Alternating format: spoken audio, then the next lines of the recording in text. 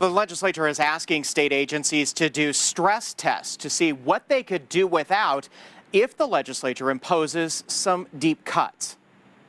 There are places in our economy that have gone into literal freefall. The legislature is asking all state agencies to draft budgets anticipating 3 levels of cuts to government services for the 2021 fiscal year: a modest 2%, 5%, and a deep 10%. It's been kind of healthy because we've gone through and said, okay, what could we do without? For some state agencies, this could lead to cuts of some government services that are still being delivered in the middle of a pandemic. We begin with what must we deliver on? What does the public fundamentally hold us accountable to? And then what are the nice to haves? But lawmakers are having to deal with the reality of the economic situation posed by the pandemic. Tax revenues are down, unemployment is up.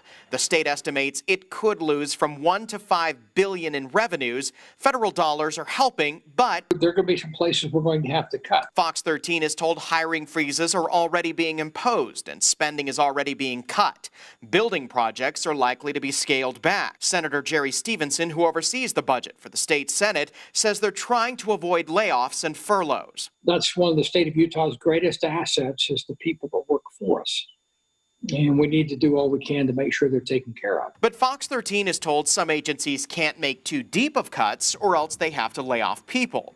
That could create a vicious cycle of in-demand government services being impacted. You not only get up with a cut to our agency, but then you end up with the loss of revenues. Department of Human Services Executive Director Ann Williamson says she's looking to avoid that. First and foremost, I encourage them not to look at staff reduction. This will be the third time lawmakers have revised the budget. They did it after tax reform failed. Now they'll be doing it because of coronavirus. Part of the trouble we're running into is we're not only seeing the cuts and the reduction in taxes, but we're seeing a demand on government services above and beyond what we've seen in the past.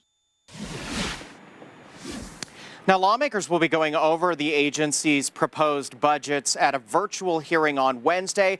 The next special session to deal with the budget, that's expected in June. Live on the Hill, Ben Winslow, Fox 13 News, Utah.